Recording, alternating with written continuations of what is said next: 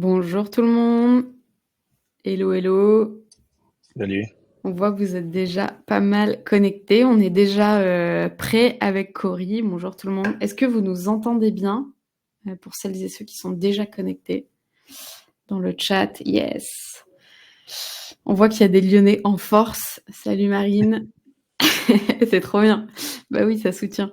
C'est bien pour une fois. Moi, j'aime bien donner la parole à plein de gens d'écosystèmes produits qu'on voit pas forcément. Et du coup, c'est bien de montrer que on fait pas que du produit à Paris, c'est cool. Salut Emmanuel, salut Agnès. Il y a plein de gens qui sont en train de se connecter, donc on va attendre juste 1 ou 2 minutes que d'autres personnes se connectent. Et puis on va démarrer assez vite pendant que ça arrive. Bah nickel. Pendant que tout le monde arrive, je vais vous présenter qui on est pour celles et ceux qui ne connaissent pas et ce qu'on fait avec Pachamama. Et comme ça, on va tenir le timing. Pour rentrer dans le vif du sujet assez vite avec Cory, qu'on a la chance de recevoir aujourd'hui.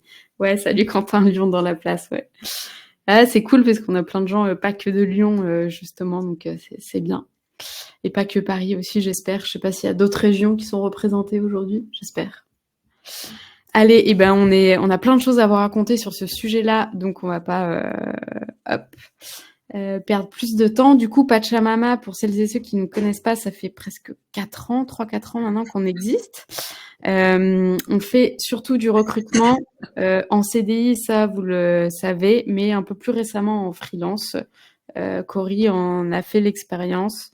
On commence à recruter tant en CDI qu'en freelance, parce qu'on a envie de vous proposer les meilleures missions et que pour nous, la vision du marché du travail, c'est que vous puissiez choisir alterner potentiellement entre du CDI et du freelance et tout simplement aller choisir les meilleures missions, peu importe le format et selon là où vous en êtes aussi dans votre vie pro et perso. Et pour Euh, rebondir, je trouve que c'est une super proposition, ouais, quelque part, d'avoir une approche un peu chasseur de tête ou, on va dire, coach de talent ouais. euh, sur un écosystème freelance parce que, mine de rien, la qualité des profils que vous arrivez à trouver est supérieure à ce qu'on peut trouver dans des écosystèmes ESN classiques. Ça va faire plaisir à Arnaud qui était mon binôme. Je ne sais pas s'il est déjà connecté ou pas, je crois que oui, qui était mon binôme et on est ravis de t'avoir accompagné, Cory. Et effectivement, on est ultra spécialisé, vous le savez, sur les métiers du produit. Comme vous le voyez là, on a plein de clients, mais surtout, on continue de faire. Donc, on a autant des startups que des entreprises en transformation comme toi, que des scale-up, etc. Et effectivement, on a à cœur de faire du sur-mesure, quoi, et de bien comprendre les besoins et on prend jamais des recrutements sur des métiers qu'on ne maîtrise pas. Donc, comme vous le savez, tout ce qu'on maîtrise et ce qu'on sait bien faire, c'est tous les métiers produits, du coup. Autant IC, senior, que des métiers de manager. Et la petite nouveauté, pour celles et ceux qui savent pas, on commence un peu à communiquer dessus, mais tout doucement, c'est qu'on va sur d'autres métiers. Je vais vous expliquer un peu comment on est en train de se structurer avec Pachamama. Il se passe pas mal de choses. Si dans vos boîtes, ça recrute des data analysts, data ingénieurs, on commence à faire les premiers jobs de Gen AI, c'est super excitant tout ce qui se passe aussi. Plein de métiers aussi forcément à la croisée du produit et de la data, des full stack, des back-end, etc., des designers. Mais on a envie de continuer de se structurer sans perdre en qualité, donc je vais vous expliquer comment on fait ça. On est en train de créer un collectif. On a pas mal de bientôt des grosses annonces à vous faire aussi sur comment on continue de se structurer avec Pachamama. Et notamment, je vous ai mis un petit panaché de gens avec lesquels on bosse. Comment on arrive à justement avoir ce niveau de qualité-là.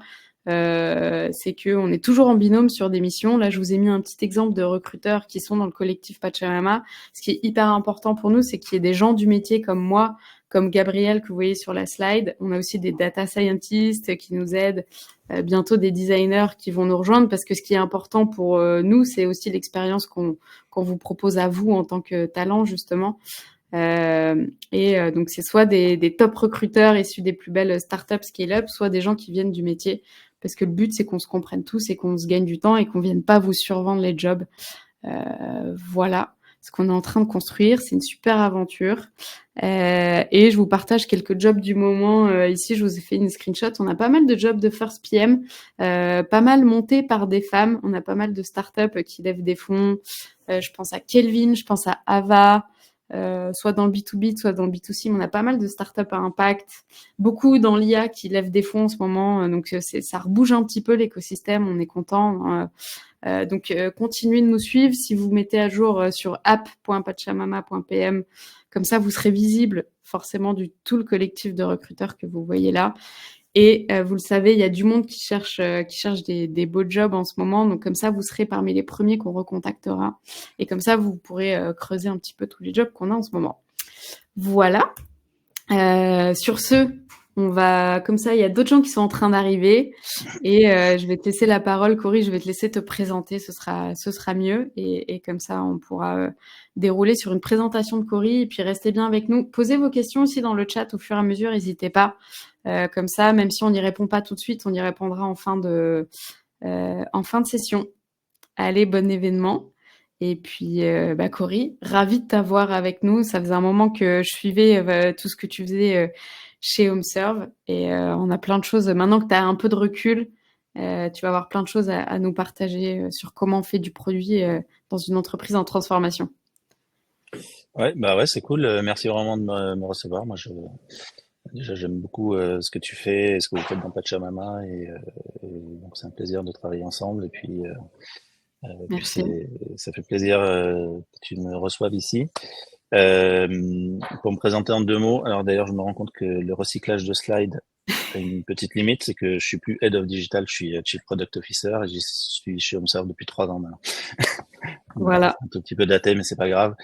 Sur mon parcours, il n'y a pas grand-chose qui a dû changer. J'ai 20 ans d'expérience dans le web et les médias. J'étais longtemps chez M6, qui M6 Web est devenu Bedrock. Et puis avant ça, j'étais dans la presse écrite, dans le digital de la presse écrite. Transition vers le product via le Scrum, je pense, il y a un peu plus de 10 ans. Et bon, pas mal d'expérience en product. J'ai fait aussi beaucoup de big data, data science et machine learning quand j'étais chez M6 puis Bedrock. Ouais, Et précurseur. avant tout, effectivement, on a créé une équipe où on a démarré un truc et on était un peu plus de 40 quand je suis parti. Et puis, j'ai été avant développeur, journaliste, puis j'ai fait des études de sociologie. Voilà. Et on est ravis de t'avoir avec nous. On va vous raconter tout ce que Cory a mis en place chez HomeServe, du coup, son entreprise actuelle, qu'on va dérouler. Donc, pour celles et ceux qui connaissent pas, on vous présente juste pour que vous ayez le contexte dans lequel évolue Cory, parce que vous allez le voir, gros projet de transformation digitale. Je pense qu'il y en a beaucoup d'entre vous aussi qui d'ailleurs, que même si vous n'êtes pas dans une entreprise en transformation, le but c'est que ça parle à tout le monde. Pour savoir comment, en tant que PM, bien se connecter au business. Voilà. Donc, je te laisse présenter HomeServe, Cory. Ouais. Donc HomeServe, c'est un groupe européen. On est présent dans 6 pays. On a un peu plus de 6000 collaborateurs et 3 500 000 clients qui payent tous les mois. C'est d'abord un business d'abonnement chez HomeServe. Tu peux peut-être passer à la slide d'après qui zoome sur la France.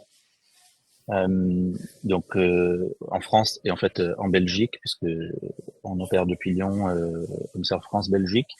Vraiment, notre métier, c'est de simplifier les réparations et la performance énergétique de la maison. Voilà, notre ambition, c'est d'être le partenaire unique des gens qui ont une maison pour dépanner, entretenir et faire la rénovation énergétique de la maison. Ouais. Voilà. Un bon sujet d'actualité aussi. Ouais. Ah, je dois juste me déplacer. Je me rends compte que. Pas de souci. Voilà, donc c'est. Je me cale par là. Ouais, t'en fais pas. Hop-là. C'est le midi, ils partent manger, on va être tranquille, c'est bon. C'est ça. C'est les aléas du direct. Hop, voilà, je vais faire une case ici. En tout cas, t'es dans les bons sujets du moment avec HomeServe. Ouais, donc voilà. Donc on a deux grandes familles d'activités. On a l'entretien et le dépannage. Donc en gros, je sais pas, t'as une fuite d'eau à la maison, un problème électrique, n'importe quoi, ou une chaudière à entretenir. Ça, c'est notre activité et qui est vraiment une activité sur abonnement. Donc tu prends un abonnement et on intervient gratuitement dès que tu as un problème. C'est historiquement d'ailleurs un modèle assurantiel, mais de plus en plus on fait ce qu'on appelle des produits de service et on n'est plus en assurance. Puis on a deuxième écosystème qui est le confort thermique et la performance énergétique. Donc là, on est vraiment dans des installations de pompes à chaleur, dans des rénovations Mm. globales de la maison et vraiment dans la transformation. Mm. Alors, Top. pour donner quelques chiffres très vite fait, on est, je pense qu'on a dépassé la barre des 1300 collaborateurs en France et en Belgique. On Dingue. a 1 300 000 clients qui payent tous les mois. Euh, alors, ces chiffres sont un peu datés. Je crois qu'on est dans 29 régions, 29 implantations Ouais, locales. ouais. Donc, ça montre d'ailleurs la croissance en l'espace d'un an. On a un réseau de 4000 professionnels et on intervient 250 000 fois par an chez les particuliers en France. Bah, on adore faire découvrir des entreprises comme ça qui sont un peu plus méconnues et qui n'ont pas attendu que le métier du product management arrive pour faire du business et pour exister. Et du coup, c'est de ça dont on va parler. Ouais, Euh, d'ailleurs, c'est peut-être un élément intéressant à donner en intro, ça, c'est que ouais, euh, il y a tout un tas de gens qui bossent dans le produit, dont quelque part la technologie est le produit. On vend la technologie. Euh, et puis il y a des boîtes comme HomeServe où on vend un service. La technologie est un support service. pour ce service, à la fois pour le vendre, pour l'opérer, etc. Ouais. Donc c'est un élément de contexte utile. Bah ouais. Et justement, c'est ça que tu as bien réussi à faire, c'est que tu arrives quand même à faire du produit by the book dans une entreprise comme ça. Et je pense que c'est un peu ça Ouais. les clés qu'on va pouvoir partager aujourd'hui. Et du coup, peut-être, est-ce que pour démarrer, le contexte dans lequel tu es arrivé, c'était quoi justement chez HomeServe pour Alors basculer dans le leadership chez eux? je suis arrivé il y a un peu moins de 3 ans avec une mission à la fois simple et particulièrement floue, qui était de prendre le leadership sur le digital et digitaliser l'entreprise. Donc, dans un contexte où c'est une boîte qui existe depuis plus d'1 ans, avec tout un tas de trucs qui sont pas du tout digitaux aujourd'hui. Typiquement, quand on est dans une de nos filiales de chauffage dans une région, c'est Jean-Michel qui fait les entretiens de chaudière, c'est sa femme qui fait les papiers, Mm. euh, et c'est souvent des papiers d'ailleurs, ils n'ont pas forcément d'ordinateur pour faire tout ça. Et donc digitaliser cet écosystème, on part de loin. Mm. Par rapport à nous qui bossons dans le digital depuis toujours, je pense que ouais. Donc ça Ouais, c'est c'est clair. des éléments de contexte. D'un point de vue fonctionnement, on était, je pense, dans un truc très projet. En gros, même si on utilisait du Normal, terme hein. produit, en réalité, on faisait des projets en mode Scrum, mais c'était très projet. Donc, on avait une idée, on montait une équipe, on faisait le truc. Une fois que c'était fini, on démontait l'équipe et on passait à autre chose. Voilà. D'ailleurs, c'était un de mes premiers constats, je pense, c'est qu'on perdait, je pense, à chaque fois qu'on avait une idée, on perdait 6 mois, à la fois en delivery, mais en investissement, juste pour construire une équipe, faire en sorte que les gens ils sachent pourquoi ils sont mobilisés Ouais. et comment travailler avec les gens autour d'eux. Et donc, c'était hyper coûteux pour l'entreprise. Bah ouais. Et du coup, comment tu t'y es pris? J'ai cru comprendre que tu as démarré avec un premier pilote pour commencer à montrer justement le produit. Et souvent, c'est ce qu'on conseille Ouais. de faire. Est-ce que tu peux nous parler de ça, de comment t'as fait finalement pour Ouais. commencer à distiller le produit, mais pas y aller trop d'un seul coup, parce que c'est souvent ça aussi qui est... Je pense d'ailleurs au début, je m'étais pas pris de la bonne manière, donc j'ai d'abord commencé à essayer Ah, d'évangéliser, d'expliquer à tout le monde que non, mais ils ont rien compris et qu'il faut faire du product et tout. J'ai été reçu assez fraîchement. t'as essayé de tenter du Marty Kagan direct? Ouais, j'ai tenté de sortir mes bouquins, de sortir ma science, d'expliquer à tout le monde comment ils avaient pas compris grand-chose et qu'il faut faire beaucoup mieux. Et honnêtement, C'est pas on la m'a bonne vu approche. comme un extraterrestre. On m'a vu comme un extraterrestre euh, et c'était très moralisateur et ça n'a pas du tout fonctionné. Euh, à un moment, on a pivoté pour dire, ok, peut-être que il faut s'y prendre complètement autrement. Et du coup, au contraire, j'ai quasiment arrêté de parler et j'ai pris le leadership sur une première initiative qui était un projet au départ. mais on en a fait on s'est mis à travailler en mode produit. Donc j'ai pris le lead sur ça. On a du coup transformé un enjeu qui était un enjeu très business au départ, qui était on va dire faire de l'efficience dans notre relation client, parce on avait 1,6 million interactions par an qui rentrent et qui étaient entièrement gérées par des humains au téléphone. Et donc il fallait et on était loin d'être optimisé et d'être simple pour les clients et tout. Donc quelque part on voulait digitaliser une partie de cette activité. Euh, et du coup, on a commencé par essayer de le recentrer sur les clients. C'est-à-dire que il y avait un enjeu business qui était de faire une efficience. Il y avait d'abord un enjeu pour les clients qui était que communiquer avec nous, c'était compliqué. En gros, tu étais obligé de nous appeler, tu Ok. étais obligé de passer dans les files d'attente et de rentrer dans nos modalités, nos horaires d'ouverture, tout ça. Euh, et au fond, cette relation qu'on avait avec les clients, elle n'était pas centrée sur le client. Euh, on a ce que j'ai essayé de mettre en place, c'est de dire, en fait, euh, ok, pour nous c'est sans doute intéressant économiquement, mais d'abord pour le client, on peut améliorer son expérience en quelque part en nous rendant disponible sur les canaux que lui il veut et au moment où lui il le veut et de la manière qui fonctionne pour le client. Donc on s'est lancé, on a converti ça quelque part dans une approche de simplification de Ok. l'expérience du client et d'enrichissement de notre proposition de relation avec les clients. Et du coup, en étant très centré sur l'adoption et sur la simplicité pour le client. Ok. Mais Donc c'est voilà. Tout en gardant les objectifs business, quoi. voilà. Mais donc Donc il y du avait coup, bien l'objectif business, mais voilà, on a ouais. voilà. Et du coup, d'ailleurs, on a fait le lien entre les deux en disant, euh, alors c'est relativement simple d'ailleurs dans ces écosystèmes-là, parce que tu dis, je digitalise, donc je simplifie la vie du client et notamment je rends plein de trucs possibles en ligne, en self-service. Euh, du coup, les gens font des choses tout seuls plutôt que de nous appeler pour les faire. Ça fait des volumes d'interaction et donc des heures, des jours de travail en moins. Donc la traduction vers de Ouais, donc l'économie toi, tu as est pu relativement montrer simple. le ROI business, ouais, c'est ça. Ouais, voilà. Donc tu fais ce lien en disant bah hop, je sais pas quoi, j'avais 1,6 million Ouais, interactions, je réduis de 200 000 d'un côté, bah ça fait OK. X jours de travail. Donc le premier conseil, en gros, c'est faut pas arriver avec son Marty Kagan et tous ses frameworks parce que sinon voilà, t'es reçu fraîchement, comme Euh, tu dis. ouais, ouais, Éviter ouais, de sortir la boîte clairement à si c'est à outils. refaire, Ouais. ouais, si c'était à refaire, explique rien et fais les bonnes choses, mais Ouais. vraiment n'explique rien. Et ce que tu me disais, c'est éviter les jargons produits. C'est qu'en gros, ce qui est Ouais. intéressant dans ce que tu as fait, c'est que tu as vraiment utilisé les frameworks à la lettre. Pour le coup, tu t'es pas posé de questions de se dire, attends, est-ce que tel framework, je vais devoir l'appliquer comme ça? Tu as pris un framework, tu l'as utilisé tel quel. Par contre, à Ouais. aucun moment, tu leur as dit que tu utilisais un framework, c'est ça? Ouais, donc ça c'est effectivement du coup dans la manière de faire. J'ai pas Ouais. improvisé ou etc. J'ai pas trop renoncé quelque part à toute ma culture du product et toute ma boîte à outils. C'est juste que j'en ai parlé autrement. Donc Ouais. plutôt que de dire ah oui il y a machin qui a expliqué que ça serait bien de faire un framework comme ça et de convaincre les gens d'utiliser l'outil.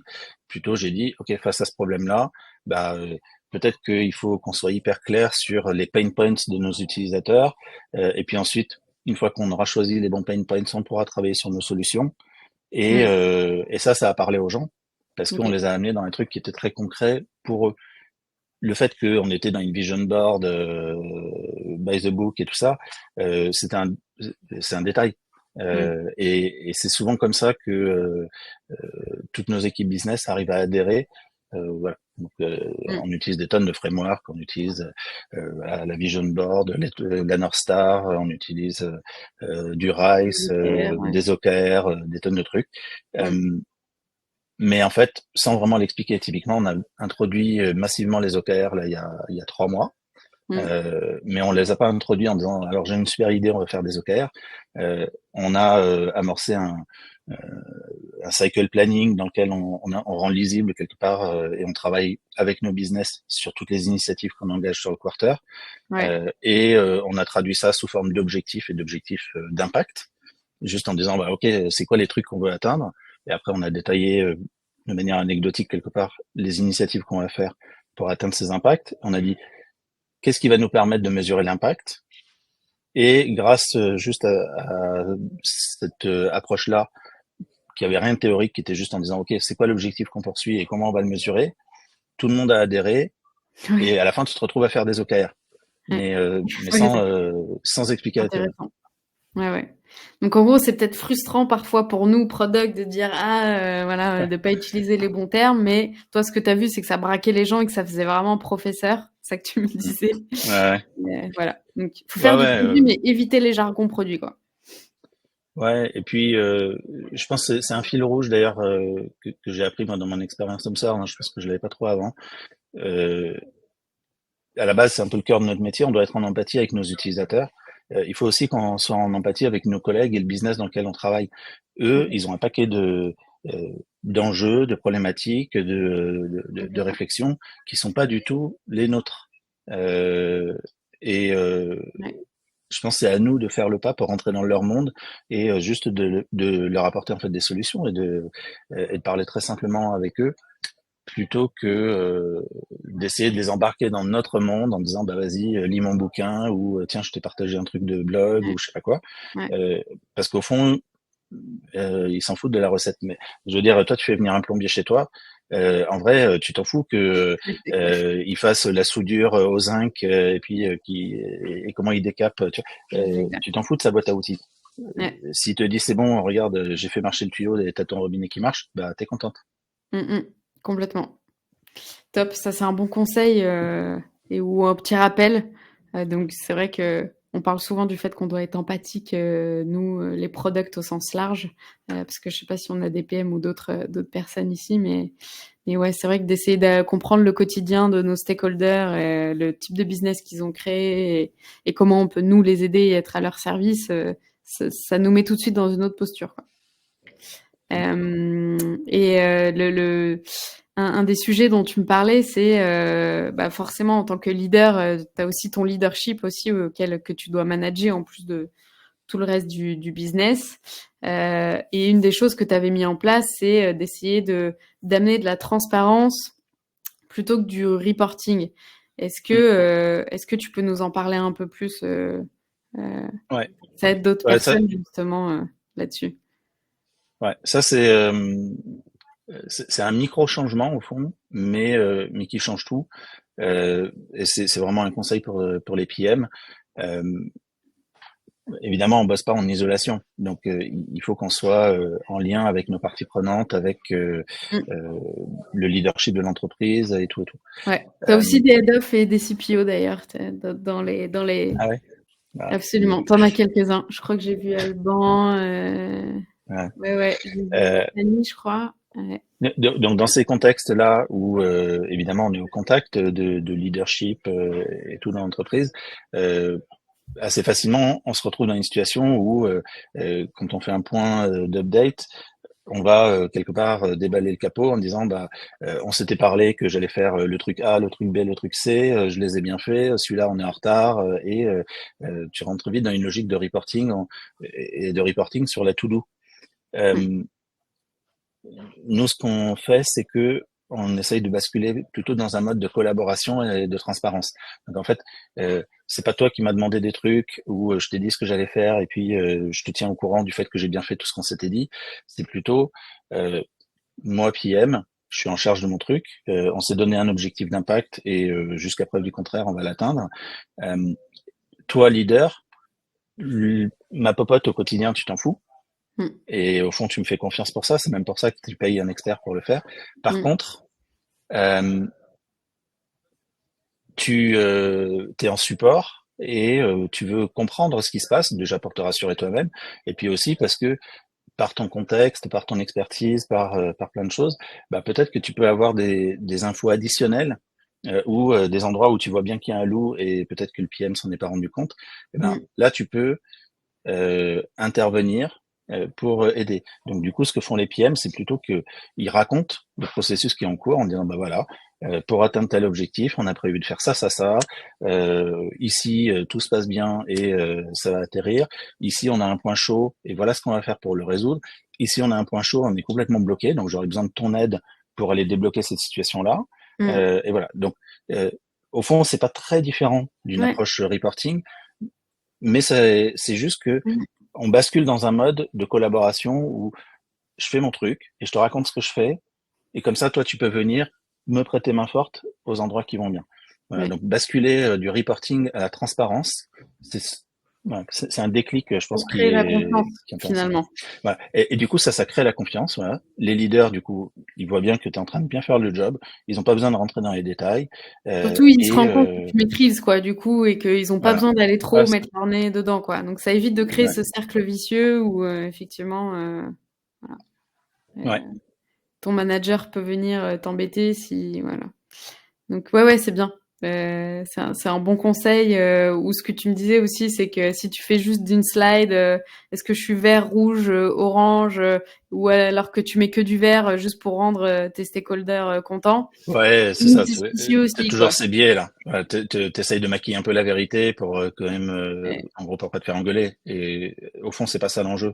L'enjeu, c'est justement de partager là où t'en es Mm, et d'aller chercher de l'aide en fait auprès de ton leadership mm. quand tu peux être coincé. Ouais.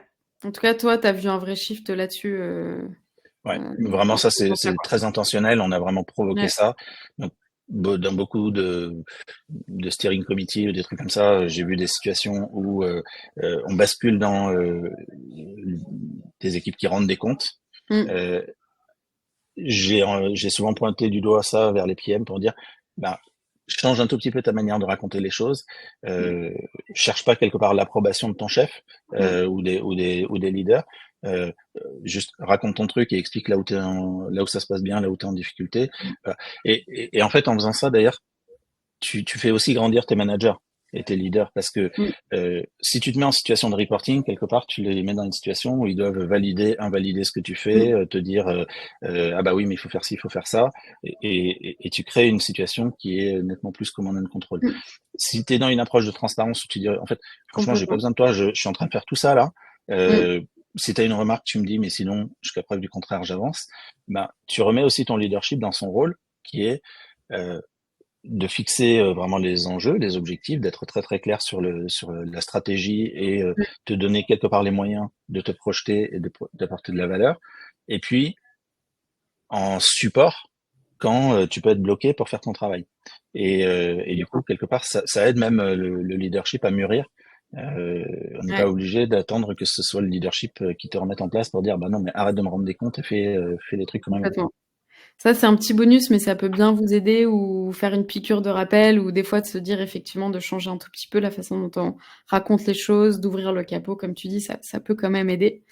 Mais surtout, ce qui t'a vraiment, vraiment aidé chez HomeServe, c'est de te dire, il y a un moment où effectivement ton premier projet, ça a aidé, mais tu avais quand même une limite de ce que tu me racontais, hein, tu vas me Ouais, corriger si, si je me trompe, où bah, en fait, il y a déjà une entreprise qui fait du business. Tu as envie, toi, de les aider à se digitaliser et aller encore plus vite et encore faire mieux les choses, améliorer l'expérience et du coup, in fine, faire plus de business. Mais tu avais cette espèce d'impression qu'on se comprenait pas, justement, peut-être au début où tu essayais d'arriver avec ta théorie produit. Et du coup, toi, la clé pour toi, ça a été de te dire, OK, en fait, vu que ma boîte, elle tourne vraiment c'est des financiers, quoi. Autour du contrôle de gestion, du prévisionnel, des objectifs qu'on se fixe. En fait, il faut que j'aille voir la finance, il faut que je me rapproche d'eux et de leur process. Est-ce que tu peux nous raconter, parce que ouais. je pense que c'est ce que tout le monde attend le plus aujourd'hui, comment tu as Euh, craqué ça? Raconte-nous tout. ouais. Alors déjà, je pense que ça part d'un constat. Le constat, c'est que on, évidemment, on fabrique des plateformes, on fabrique des fonctionnalités, etc. Mais au fond, on est surtout en train de débloquer des éléments qui sont des enablers business, c'est-à-dire que les business, ils existaient bien avant d'ailleurs la tech, ils ont des enjeux, ils ont construit leur budget, etc. Et au fond, ils te demandent de faire des trucs euh, parce que c'est ce qui va leur débloquer leurs enjeux. Euh, Souvent, on prend juste en tout cas moi dans mon expérience avant, on part un peu de là en disant, ok, donne-moi le résultat fini et puis dis-moi ce que j'ai à faire et puis je vais le faire. Euh, Ce que j'ai essayé de faire, c'est de remonter d'un cran en disant, ok, je veux comprendre tes enjeux. Toi, tu as fait un budget, tu as fixé des ambitions hein, cette année en disant, il faut qu'on fasse plus 2 Mm. millions de ventes, je sais pas quoi. Euh, c'est quoi ces enjeux et en gros, est-ce que avec tout l'écosystème, les outils que tu as déjà aujourd'hui, ça automarche et donc il y a juste à le faire, c'est du boulot pour toi et c'est super cool. Ou est-ce qu'il y a des endroits où tu vas être bloqué? Euh, et souvent, en fait, justement, ils reposent sur des enablers qui n'existent pas encore et sur euh, des plateformes, sur des outils, sur des nouveaux process, que sais-je. Euh, Mm. Au maximum, moi, j'ai essayé de comprendre ça.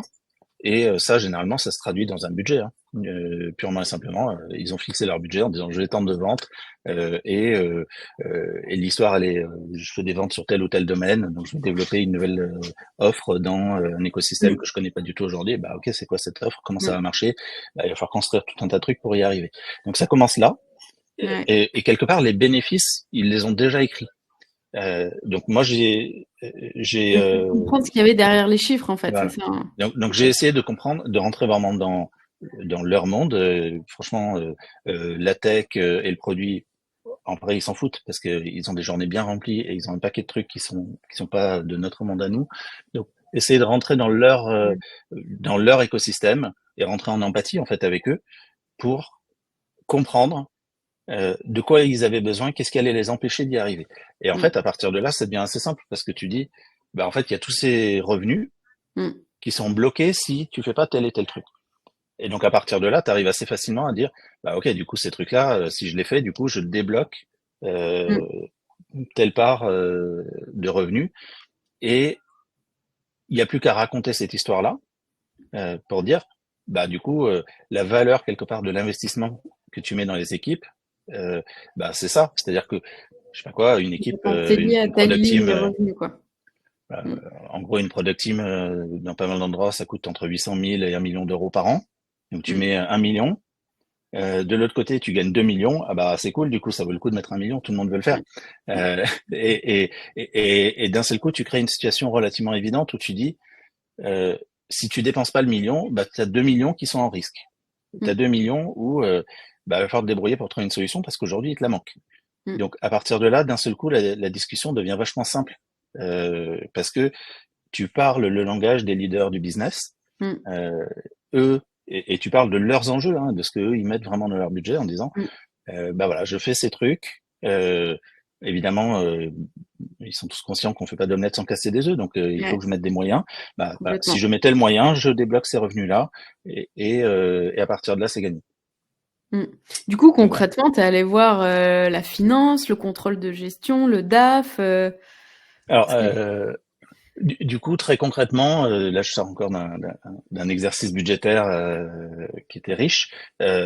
Ça commence par passer du temps avec tous les leaders des différentes verticales business, tu vois, les partenariats, le marketing, etc. Ok, Et juste comprendre leur budget, en gros, en ok, disant, bah, le plan de l'année, là, vous avez écrit des trucs. ouais, C'est quoi l'histoire? ok, Raconte-moi, qu'est-ce que tu as prévu derrière toutes les nouvelles ventes qu'on va faire, derrière tous les ok. upsells, que sais-je. Euh, et prendre très vite l'hypothèse que, ok, par défaut, on fait rien. Donc en gros, par défaut, tu te débrouilles avec ce qui existe. Et puis assez vite, quand tu poses ça comme ça, ils disent, ah ben non, mais là je pourrais pas parce que ici, je sais pas quoi, je veux lancer une nouvelle offre. Bah oui, il y a toute la mécanique qui va derrière. Donc bah, Ok, si j'ai pas ça, je peux pas faire ce business. Euh, pour lancer tel nouveau partenaire, j'ai besoin ok, de je tout vois. un système intégré chez le partenaire, je pourrais pas le faire. Donc tu Ok, commences par dire, bah voilà, il y a trois trucs en fait qui vont les empêcher de faire leurs enjeux si tu les fais pas. ok. Ces Et du trois coup, trucs, du peut-être, coup après, pardon. ouais, pardon. Et du coup après, euh, à partir de là, il faut les traduire en chiffres, ces trois trucs. Donc ça, c'est, je prends après du temps avec le contrôle de gestion qui a construit le plan avec les équipes business pour dire, bah, l'addition à la fin à laquelle tu arrives, bah, si Hmm, j'enlève ces trois trucs, ça joue comment sur l'addition? Parce que toi, tu as fait une addition qui était construite en disant, bah, ouais, hop, tel truc, ça représente 100 000, celui-là 500 000. Bah, si tu les enlèves, qu'est-ce qui se passe? Et si tu les enlèves un peu un par un en disant mes différents enablers, bah, si je les fais pas, qu'est-ce qui disparaît quelque part du budget ou qu'est-ce qui est en risque? Bah, à partir de là, tu as fait ton mapping en fait en disant bah, hmm, je travaille sur telle problématique, boum, j'ai cette part-là de mon bénéfice, de mon revenu euh, qui repasse au vert. Et voilà, donc on fait ce travail analytique d'abord en comprenant les enablers et les bloqueurs de business, et puis ensuite en redescendant sur bah, combien chacun de ces trucs était censé nous rapporter. Très clair. J'espère que c'est clair pour vous aussi. Et Voilà. est-ce que vous avez besoin qu'on rappelle ce que c'est le PNL n'hésitez pas, comme ça on pourra vous faire un petit reminder des Le termes un peu PNL, business. on peut Voilà. le dire en un mot, hein, Profit c'est and loss. le profit and loss, voilà. Donc c'est en gros juste dans le bilan comptable, hein, c'est il y a tout ce qui est on va dire le haut de ligne, c'est tous les revenus et puis ensuite il y a toutes les dépenses et à la fin ça te fait un résultat. Mm. Euh, et voilà. Tout simplement. Mais Et c'est c'est important juste qu'on des maths. commence en tant que product à se mettre ou qu'on continue pour les leaders que je vois là à se mettre dans ces problématiques-là pour justement Ouais. avoir plus Ouais, moi, d'impact. moi, c'était un shift pour moi, hein, parce que quand je bossais chez M6, en gros, je savais même pas que ces trucs existaient. Et d'ailleurs, je considérais qu'ils étaient sales et je voulais surtout pas m'en approcher. Euh, Ouais. j'ai vraiment fait le move chez HomeServe euh, parce que la vraie entreprise, c'est ça son job du quotidien. Elle gagne de l'argent, elle dépense de l'argent et à la fin, elle essaye de produire un résultat pour son actionnaire. Mm. Euh, Si tu joues pas sur cette partie-là, eh ben, du coup, c'est quelqu'un d'autre qui va le faire. Et nous, dans le produit, je pense que plus on est en compréhension des problèmes à résoudre très en amont, Mm. euh, Mm. plus on va être efficace. Et voilà, donc là, pour citer du Kagan dans le texte, on est au service de nos utilisateurs et on doit faire des produits que les utilisateurs adorent, mais d'une manière qui marche pour le business. Euh, Mm. si si on s'abstrait du vrai monde du business, si on le comprend pas, si on le maîtrise pas et si on n'est pas dedans, Mm. et ben en fait on rate toute une partie des enjeux. Donc ce que j'ai Complètement. essayé de faire moi, c'est justement d'avoir aussi les deux pieds dans le business pour vraiment comprendre euh, comment eux ils fonctionnent, c'est quoi leurs enjeux et comment on peut les aider. Mm. Complètement. Et c'est ce qui nous permet d'avoir plus d'impact in fine, parce que c'est ça aussi qu'on cherche aussi en tant que Ouais, product. c'est ça. Si on vous met une petite slide pour vous expliquer justement, pareil, on essaie de vous donner du concret. Donc Corinne nous avait gentiment partagé typiquement un petit résumé de comment vous fonctionnez en interne, quoi, du coup. Ouais. Ouais, donc voilà, donc il y a vraiment ce travail sur le budget en essayant de comprendre qu'est-ce qui est écrit au budget et quels sont les enablers qu'on doit fabriquer pour permettre le budget. Et donc il y a le budget, en face il y a les initiatives qu'on va pouvoir faire pour produire cet impact, et on va faire rencontrer ces deux trucs en disant avec le framework RISE, on va dire, ben, on a des initiatives. Et ces initiatives, pour tous ceux qui connaissent le framework, ben, on évalue l'impact. Ici, c'est pas un impact un peu théorique en disant il est petit, moyen, gros ou des choses comme ça. C'est un impact qui est in fine traduit en euros. Donc, pour prendre l'exemple de quand on a travaillé sur la relation client, je simplifie l'expérience des clients. Simplifier l'expérience des clients, ça veut dire que j'ai digitalisé, par exemple, des interactions. Les interactions digitalisées, c'est des coûts humains en moins.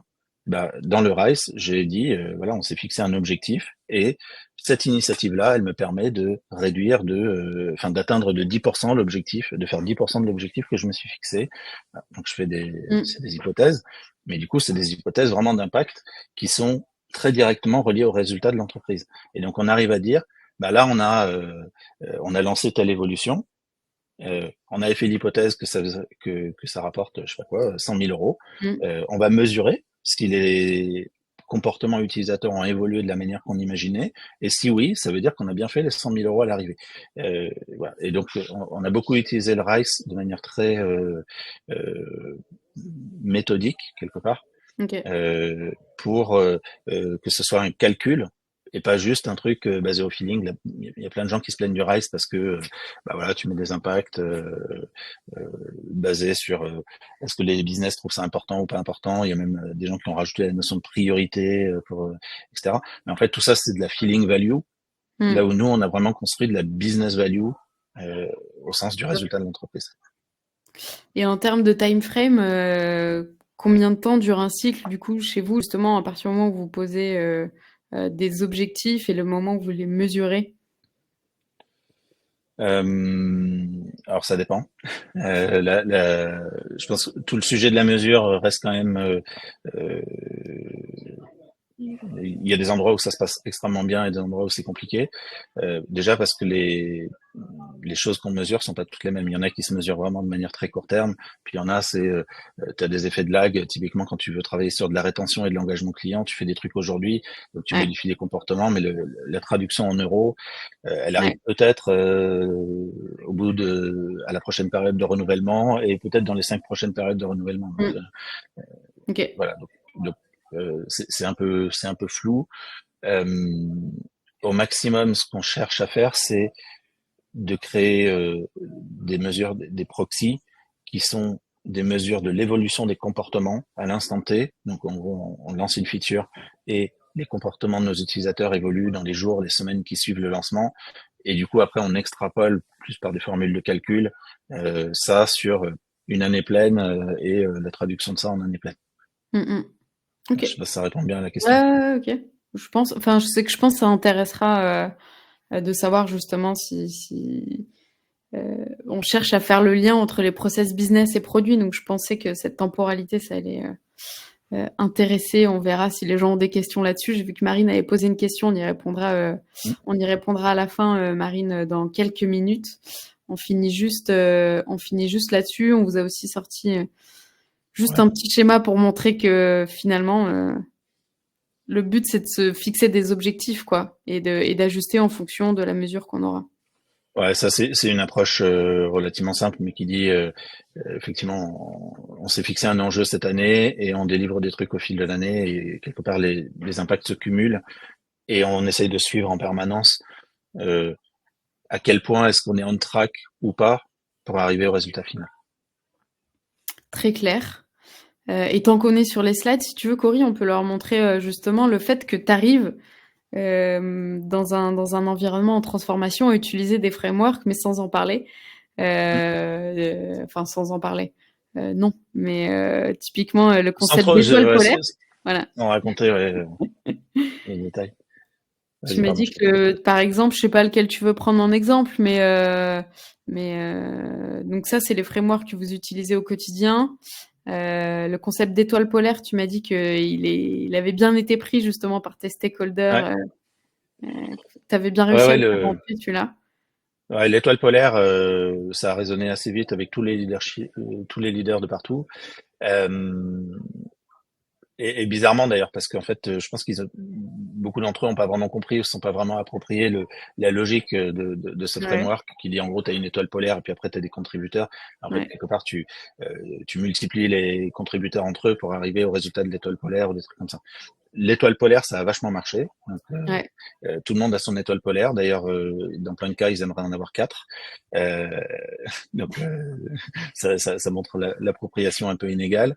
Ouais. Euh, et après, souvent, ils cherchent à caser des contributeurs qui sont un peu juste tout ce qu'on veut suivre sur l'activité, donc plein de KPI sans aucun lien particulier avec le produit.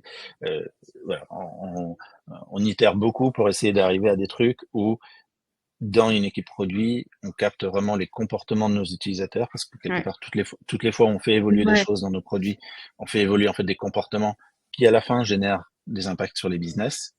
Donc, on essaye d'amener ça. Voilà, comme tout le monde n'a pas forcément maîtrisé la théorie qui est en dessous, ça, Mm. souvent ça part dans des directions diverses et variées, Mm. et voilà, c'est encore un travail en progrès là d'essayer d'arriver à être hyper cohérent. Bah ouais, ouais, ouais, c'est ce que tu me disais. De toute façon, c'est un travail laborieux de tous les jours, de faire en sorte que justement cette dynamique après déjà elle s'essouffle pas. Ça, Mm. je sais que tu travailles au quotidien et il y a forcément encore plein de choses à améliorer, d'harmoniser les pratiques produits. Je sais que tu travailles avec Vincent et les gens dans l'équipe Ouais,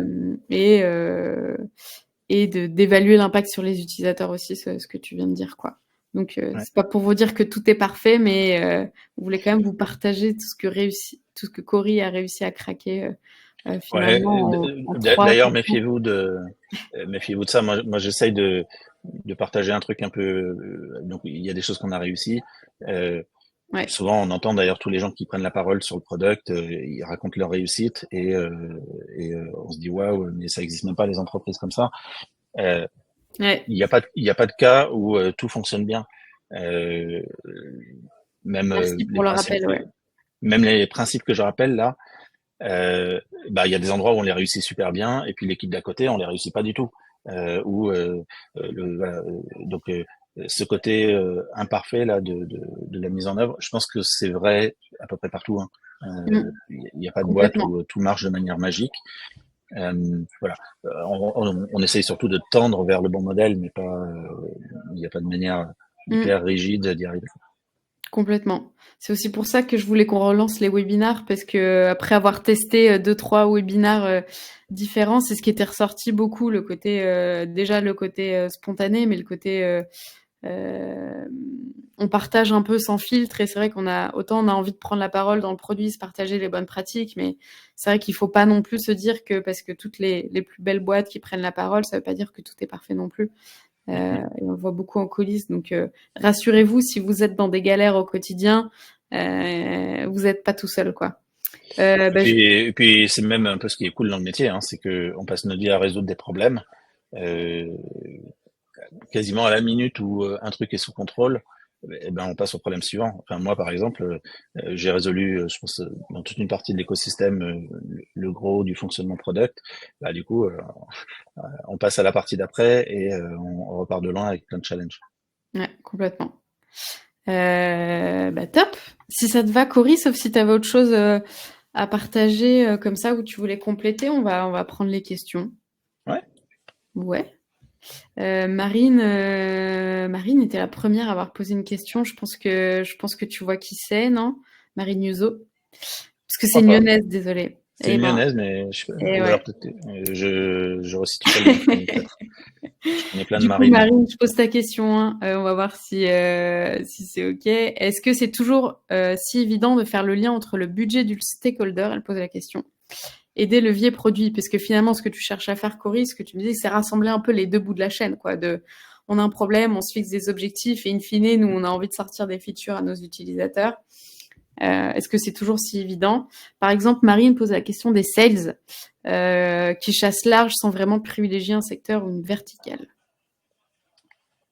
Euh, non, enfin c'est pas toujours évident. Euh, je pense que les endroits où c'est le moins évident, c'est les endroits où en fait on a des idées qui sont floues. C'est-à-dire que typiquement on dit je vais faire plus, euh, je sais pas combien de milliers de ventes, mais en fait je peux les vendre d'une manière ou d'une complètement autre manière et donc on est flou. Donc euh, ce lien-là, moi je le vois comme une invitation à travailler et à proposer. Donc parfois c'est flou et du coup il faut juste que c'est un problème à résoudre en disant ok il faut faire des ventes, qu'est-ce qu'on pourrait bien faire pour faire des ventes et comment on peut aider. Il y a d'autres cas où on va dire ces modèles marchent pas, c'est pas en lien direct. J'ai un cas un peu tricky par exemple où on fait de la data self-service. La data self-service, tu vas permettre à tous les gens dans la boîte d'utiliser la data beaucoup plus, beaucoup mieux, beaucoup plus rapidement. En tant que tel, ça rapporte pas grand-chose. Et pourtant, parce que tous vont être data-driven dans leur manière de travailler, à la fin, ça peut rapporter énormément. Construire ce lien avec un impact financier, à part si tu dis ah bah oui ça va me faire une efficience parce que j'aurai des data analysts qui auront plus besoin de courir après tout le monde, ce qui franchement à mon avis est assez Mm. court-termiste et pas le cœur du bénéfice que tu vas en tirer. Mm. Bah non, le lien tu peux pas le faire. Mm. Après voilà, il faut accepter ça. Il faut accepter que il y a des endroits où c'est pas simple ou pas vraiment possible. Euh, le petit piège dans lequel moi j'ai vu des gens tomber dans mon expérience, c'est que parce que c'est pas possible 100% du temps, du coup on le fait 0% du temps. Euh, et ça, à mon avis, Ouais, c'est vrai. là on se plante. Bon point. C'est-à-dire que euh, dans notre métier, on cherche le 80-20. Souvent, en fait, dans 80% des cas, c'est possible, ça marche. Bah, profite de 80%. Et oui, il te restera plus que 20% de zones sur lesquelles Mm. tu prends des risques qui sont mal mesurés. Voilà. Très bon point. Je crois que Marine, tu es en train de taper. J'espère qu'on a bien répondu à ta question. On va enchaîner avec celle de Fanny, puisqu'elle a bien un lien avec celle d'avant. C'est que justement, Fanny demande comment vous mettez en avant l'impact direct du produit sur la performance de l'entreprise. In fine, Ouais. elle dit comment tu arrives à lier tes initiatives à des vrais euros en face, quoi. Salut Fanny, Alors, j'espère que tu vas bien. euh, déjà, en fait, on l'a construit en fait en amont quelque part. C'est-à-dire que moi, mon budget, et même le brief stratégique que j'ai donné cette année à tous mes PM, c'est de dire on a, je sais pas, 20 initiatives. Enfin d'ailleurs, c'est précisément 20 initiatives cette année, et ces 20 initiatives stratégiques, elles rapportent tel et tel bénéfice. Donc, si à la fin de l'année l'entreprise constate ces bénéfices, c'est qu'on a joué un rôle. Alors là où il faut pas se tromper, d'ailleurs c'était un peu en première itération, j'ai créé un peu de trouble, on va dire, chez mes collègues autour de ça, c'est que j'ai commencé à raconter l'histoire en disant bah ce bénéfice il est grâce au produit. Euh, et puis il y a des gens qui ont réagi en disant mais enfin, tu sais sur ce truc-là j'ai bossé aussi. Moi j'ai fait des campagnes marketing, tu y étais pour rien, tu vois, et pourtant Ouais, ça a rapporté. Et puis moi ouais, j'ai fait des sales et tu vois c'est pas toi qui l'as fait mec. ouais. Euh, donc on a eu ce petit truc-là. Euh, la manière dont je l'ai résolu là, c'est de dire euh, on a contribué. Et si on l'a, et en tout cas si nous on n'avait pas joué, probablement que ça aurait été beaucoup plus dur de faire tout ça. Bah, c'est déjà cool de dire ça. Euh, c'est pas que grâce à nous, et heureusement, d'ailleurs, nous, au fond, on fabrique des plateformes, Ouais. des outils. Si je les pose là sur la table et que personne s'en sert, Mm, bah, il se passera rien. Donc on est bien ensemble dans ce bateau, et au complètement. fond, on s'en fout un peu d'ailleurs de savoir si c'est la moitié chacun ou si c'est 2 tiers chez toi, 1 tiers chez moi. Au fond, c'est pas l'histoire pour l'entreprise. C'est ok, est-ce qu'à la fin Mm, on a réussi ou pas? Bah, si on a réussi, bah, tous les joueurs dans l'équipe ont joué leur rôle. mm, C'est complètement. comme dans une équipe de foot d'ailleurs, tu marques un but, mais est-ce que du coup le seul qui a apporté de la valeur c'est Lionel Messi? Bah Mm, non, sans les autres il n'aurait jamais marqué son but. mm, complètement. Et ouais, ce que dit Fanny, c'est qu'effectivement, on se posait la question, s'il n'y avait pas eu le produit, est-ce que ça aurait marché, effectivement? Donc, montrer qu'on a contribué à minima, quoi, en gros. C'est Sans ça. Et voilà, sans s'approprier ouais, tout le cœur de la réussite non plus, quoi. ouais, Ok. je pense que dans certains cas, mais pour moi c'est encore un truc que j'espère développer dans le futur avec mes équipes aujourd'hui. Je pense qu'on n'y est pas encore. Peut-être que dans certains cas, on va pouvoir être vraiment proposition de valeur en disant j'ai une idée qui n'était pas dans les budgets, qui n'était pas dans les plans, je peux faire une évolution ou une amélioration du produit qui va être génératrice de business toute seule. Et Mm. je créerai une proposition de valeur additionnelle. Ouais. Pour l'instant, on n'en est quand même pas beaucoup là. On est surtout sur euh, la tech et le produit. C'est des Mm. enablers d'un truc qui se fait par ailleurs. Ouais. Et c'est déjà beaucoup. Donc acceptons Ouais. ça. Voilà. Un jour, j'espère aussi avoir une copie dans laquelle on pourra dire, ben, en fait, on a fait un truc qui au fond était dépendant de personne et on a aussi généré de la valeur en notre propre nom. Mm. Complètement. Ah, il y a d'autres questions. Cory, Ouais. j'espère que tu es prêt là. Tu as Allez, l'air, vas-y, t'as l'air fonce. à fond. Il y a Céline qui nous a posé une question intéressante. C'est dans un business B2B2C, comment tu arrives à appliquer le RICE? Ouais. Est-ce que tu as un avis par rapport à l'application sur le côté B2C de ton Alors business? j'ai failli 20 fois finir un article que j'ai commencé à écrire il y a des années sur le RISE parce que j'adore ce framework alors que tout le monde en dit du mal. Ouais. Donc je pourrais passer 1 heure à en parler là. Euh, Moi, ma lecture du RISE et notamment donc le RISE c'est assez piégeux. Déjà, il faut parler du reach et de l'impact et souvent on se perd là entre le reach et l'impact parce que ah oui quand tu bosses pour un partenaire tu as un reach de 1 mais quand tu bosses pour des clients en direct tu as un reach de 1000 donc c'est impossible à comparer alors que le partenaire il te rapporte peut-être 10 000 clients donc voilà, tout devient compliqué à utiliser. En fait moi j'éclate le RISE en plusieurs étapes de vie.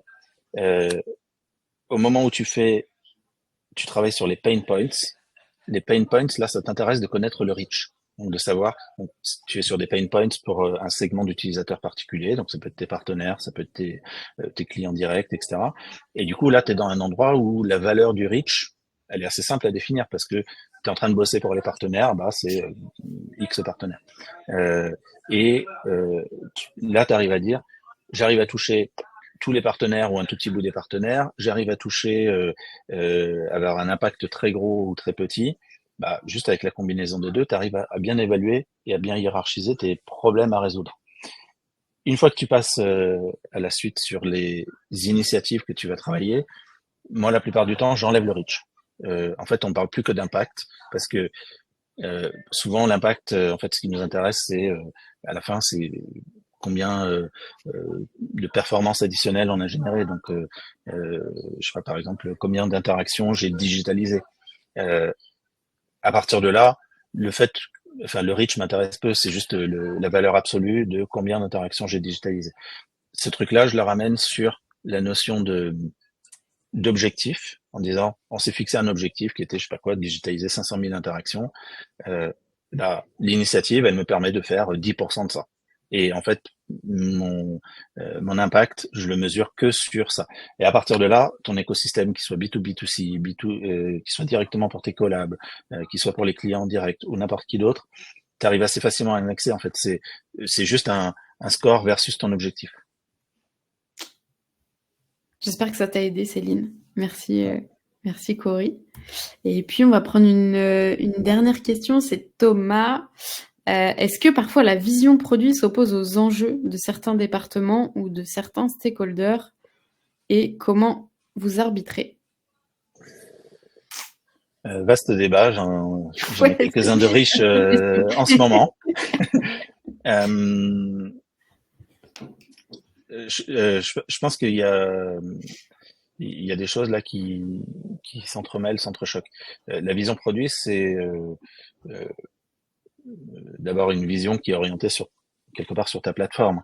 En tout cas, quand tu fais du produit et de la tech, tu es très centré sur la plateforme, alors que l'entreprise a une vision qui va faire des choses qui vont bien au-delà de ta plateforme. Ta plateforme, en tout cas quand c'est pas la techno que tu vends, ta plateforme est un des contributeurs d'un monde plus grand.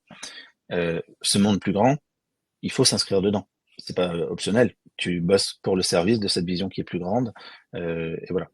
Euh, Après, du coup, ta vision devient une sorte d'approche un peu tactique, stratégique de comment on va aider à aller dans cette direction et vers ces enjeux plus grands. Euh, je pense que au maximum, j'essaye d'embarquer et d'aligner les parties prenantes, que ce soit le leadership, les équipes, et puis les équipes des parties prenantes, vraiment au sens très large. C'est pas toujours simple d'aligner tout le monde sur ça, euh, pour différentes raisons. Déjà parce qu'on n'est pas forcément d'accord, et puis parce que plein de gens n'arrivent pas à se projeter dans 3 ans. Ils sont un peu les deux pieds dans le cambouis là, ici et maintenant. Et ils voient la prochaine étape qui est hyper galère. Et toi, tu es en train de leur parler de ce qui se passe dans les étoiles. Et franchement, Mm, ils veulent pas jouer à ça. Ils disent mais franchement, résous mes problèmes d'aujourd'hui. Arrête de me parler de ce qui se passera dans les beaux jours dans la vie. Déjà, résous les problèmes d'aujourd'hui. tu Donc m'étonnes. voilà. Donc c'est pas hyper simple. Ce que j'ai souvent fait moi, et je, je sais pas si c'est simple à assumer, c'est malgré tout avoir une vision et ensuite euh, la partager et créer l'alignement autant que possible. Et tant pis si on n'a pas réussi à aligner tout le monde. Moi, en tout cas, j'ai besoin d'avoir un cap, d'être assez clair sur c'est quoi le cap que je me donne. Et puis ensuite, quelque part, plus je vais réussir à embarquer, à évangéliser sur ça, mieux ce sera. Et puis, il faut pas se tromper. Hein. S'il y a des désaccords et en fait que tu te trompes dans ce que toi tu as en tête, ça par contre il faut l'entendre, il faut réussir à comprendre que c'est pas la bonne vision, c'est pas la bonne orientation. Voilà. Mm, Donc mm. du coup c'est quelque part ça dépend des interlocuteurs. J'ai plein de personnes avec qui j'arrive à discuter de tout ça et aller vraiment un peu au fond des choses en disant voilà moi pourquoi j'y crois, etc. Et j'ai eu des débats houleux encore cette semaine. Il y a des convictions très fortes et on dit bah moi je pense qu'il faut vraiment partir dans une direction et je pense qu'il faut vraiment partir dans l'autre. Ok, Au maximum d'ailleurs, il faut sortir du débat d'idées, il faut plutôt factualiser les choses. Voilà. Et après, il y a des personnes avec qui juste on n'y arrive pas et c'est pas grave, on y viendra plus tard. Voilà. top. Merci. Je pense que ça va inspirer beaucoup de monde. On va s'arrêter là parce qu'on s'approche de l'heure. Tu vois, on voulait faire 45 minutes, mais en fait, on Mais avait bien. trop de choses à partager. Et du coup, si tu vas dans le chat, Cory, tu vas voir que tu as déjà pas Je mal vois ça. de monde. Trop bien. Moi, je vous remets le lien si vous n'êtes pas abonné de la newsletter. Je vous en ai pas parlé, mais on vous fera un petit récap de tout ce qu'on s'est dit avec Cory. Et je partage pas mal de tendances sur tout ce qui se passe en ce moment dans le produit, surtout produit.